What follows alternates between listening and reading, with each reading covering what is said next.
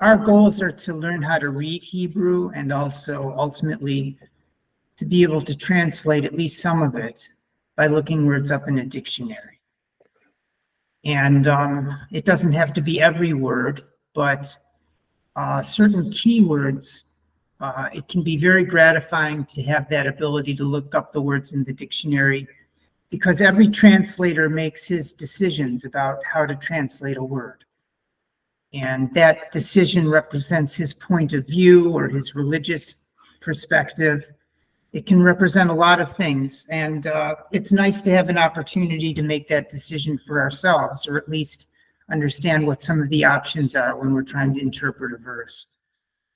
So that's the ultimate goal, and that's a great ability to have, and that's what we're going to begin building foundation for right now. So we take a look at these verses from Samuel tonight, having in mind this goal of breaking down words so that we can actually look them up in the dictionary. So let me share the verses here.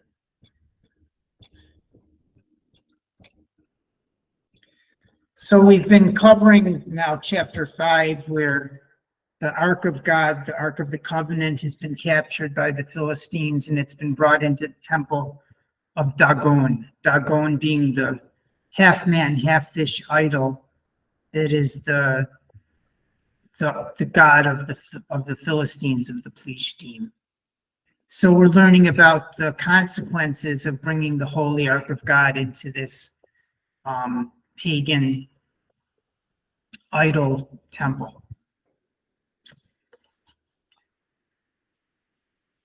You'll note that in the first line I have color-coded the first word in blue and red. This is to help us isolate out the portion of the word that we could actually look up in a dictionary. So by understanding what the letters at the beginning represent and what the letter at the end represents, we're able to isolate out the bit in the middle that we can actually look up in a dictionary. In this case, we start the word with the vav and the yud, and we've learned that the vav means and we've learned that the yud is an indicator of the future tense. So we have and plus future tense. Both are bits of grammar that are attached as a prefix to the root. And likewise, we've learned that the shuruk at the end, the u sound, is an indicator of the plural form. So it's another bit of grammar that we can knock off of the root at the end. It's a suffix attached onto the end of the root. So we knock off the u, and we knock off the va-ya, and we're left with the shin kuf mem. So what we can do is we can go to a dictionary and look up shin kaf mem and see if we come up with anything meaningful.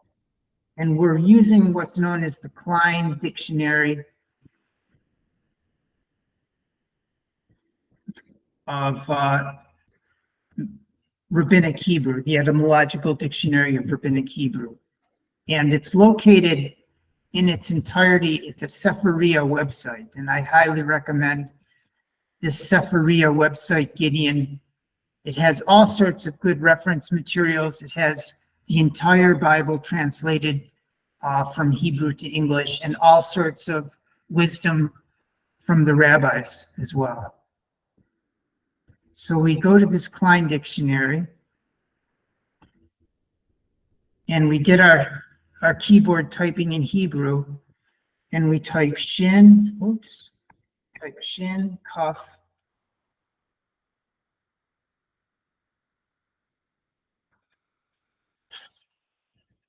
and I'll type a mem sofit. So here we have shin kaf mem sofit. Let's see what we have. to rise early. And in this case, it always appears in this he feel form. He feel is one of our verb classes. We call them binyanim. So he feel, he shkim. He rose or got up early. And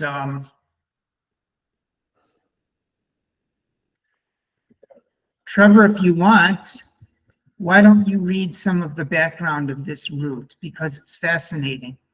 Starting with, he anticipated someone, denominated from Shechem, shoulder, and originally meaning, and you continue from there kindly, brother, and originally meaning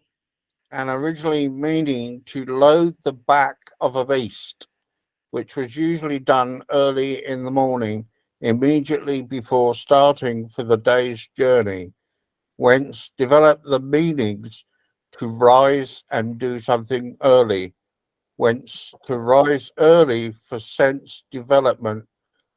Compare the Aramaic, Syrian. Right.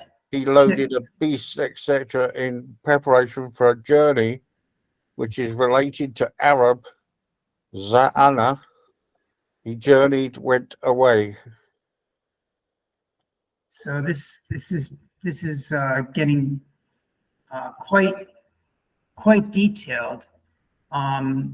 It's bringing in this idea of certain letters being close in sound to one another. So the idea of bringing in this ta'an, ta'ain, to load a beast, allows us to go to the Arabic word za'ana. So the ta is sort of related to the za, the nun, the ayin, ana, ain, ana, za'ana. He journeyed. So it brings in a whole universe of related meanings and ideas about getting up early in the morning and loading up our beast of burden and journeying.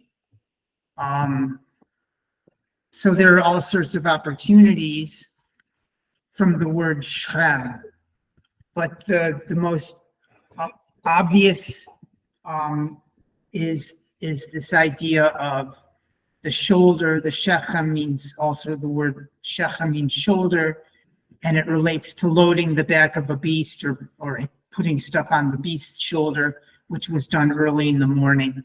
And that's why we understand Kishkim is to rise up early in the morning.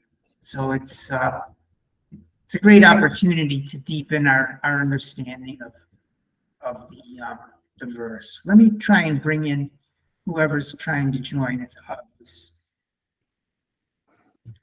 Welcome back, Agus. Thank you for joining us again.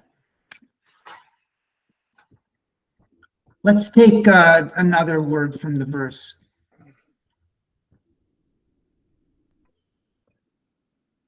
We go all the way down to the second to last. We go all the way down to the second to last line. Do you want to try and pronounce this word, Trevor? This first word.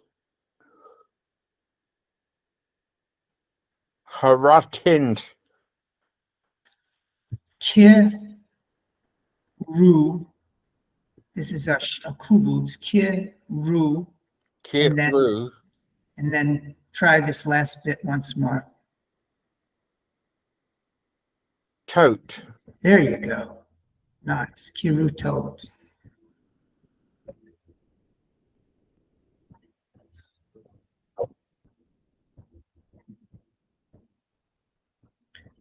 So we're looking at this word kurutot.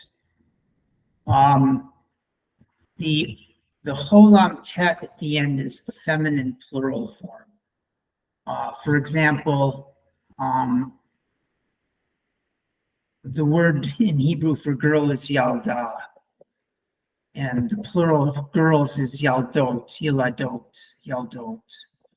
Or the Hebrew word for class is kita, and that's a feminine noun, and the plural is kitot, classes. there are a lot of words that end in the hey, the kamat's hey, the ah sound, is often a clue that we're looking at a feminine noun, and the plural is the oat. So we can eliminate the oat, and what we're left with is the kaf resh tav, that we could actually look up in a dictionary, and maybe we can find out for ourselves what that means. Let's look up kaf resh tav and see what we come up with. So again, I'm in this Klein etymological dictionary of Rabbinic Hebrew, looking up kaf resh tav. Let me back out of it and go back in so that I can get that search bar working. Here we go. Kaf resh and tav. So here we have karet, karat. Let's look at this one that has no vowels. So again, Trevor, do you want to read some of these possible meanings of kaf resh tav?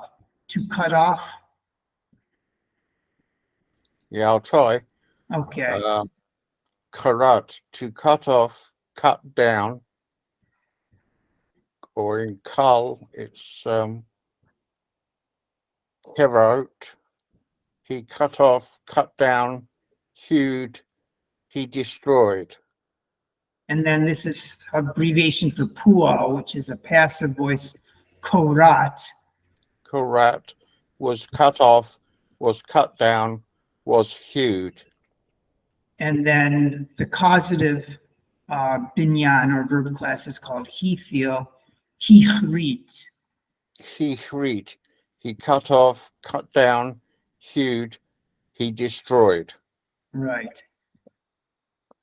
So the one that we're interested in is the korat, because it's close to krutot. The o or the u is an indication of the passive form. So we're dealing with an unidentified subject. When we have the passive, instead of saying Dan cut off the boy's head, you would say the boy's head was cut off. And you either have to put a prepositional phrase by Dan, or you just say the boy's head was cut off, is a passive form. There's no obvious subject. And that's what we're dealing with in our verse. We're dealing with a passive form of karat, which in the dictionary is identified as korat, was cut off. And we don't actually have a perfect match in this case of the word in our verse, but we understand the meaning of cut off, and eventually we understand that we're dealing with a passive form. Again, what did I do with my verse? Here it is.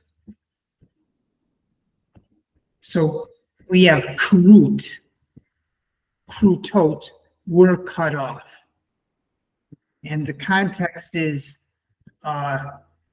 the Rosh Dagon, the head of the idol Dagon, ushte kapot yadav, and his two arms, krutot, were cut off or separated, el hamiftan, onto the threshold of the temple. Rak Dagon nishar alav. Let's take a look then at this last verb, nishar. This is another instance of a passive form. Let me bring in whoever's joining us.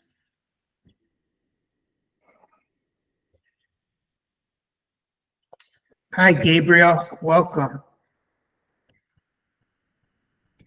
And I didn't have a chance to welcome Johanna as well. Nice to have you guys back for this bit. We're taking a look again at how we can isolate out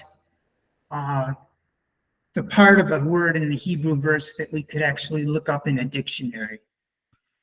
And we do that by understanding which bits are prefixes, little bits of grammar that are added to the beginning of a word, and which bits are suffixes, bits of grammar, letters that represent grammatical forms that are added to the ends of words. So once you can sort of lop off the prefix and lop off the suffix, what you're left with is the root that you can actually look up in a dictionary and have that control, that ability to find a meaning or a translation on your own. So that's an exciting step from reading to translating, and that's where we're pushing. So let's take a look at this last word.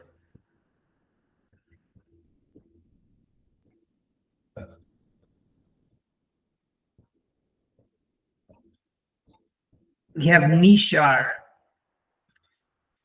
We need to recognize that the nun is the sign of the nifal. The nifal is one of our binyanim, one of our verb classes. It's a passive form. And it's formed with a nun at the beginning, and then the rest of it is just the root, plain and simple. So all we have to do in this case is eliminate the nun, and we're left with shin, ayin, resh, which we can look up in a dictionary. So let's try and look up shin, aleph, resh in our dictionary and see what we come up with.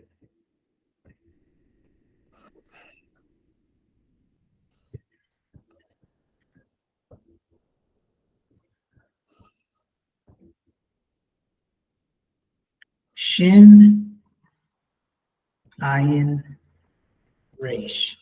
So we have she'er, she'ar. We have sin, aleph, resh. That's not what we want. We want shin. So let's take a look at she'ar. She'ar.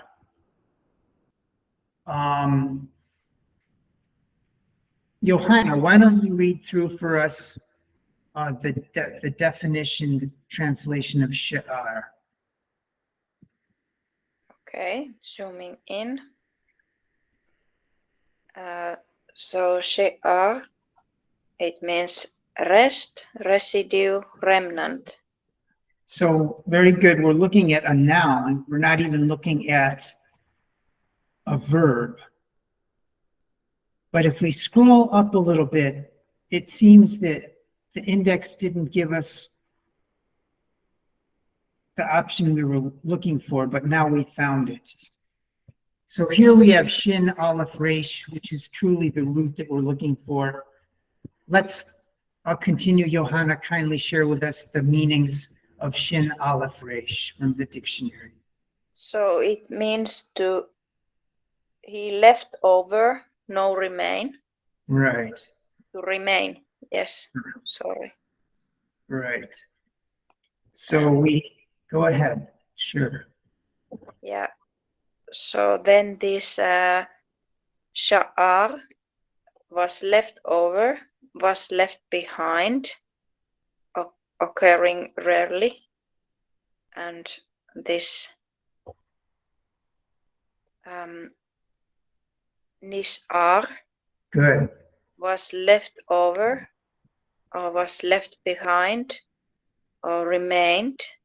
Good. Or this zooming is horrible, he survived. Mm-hmm.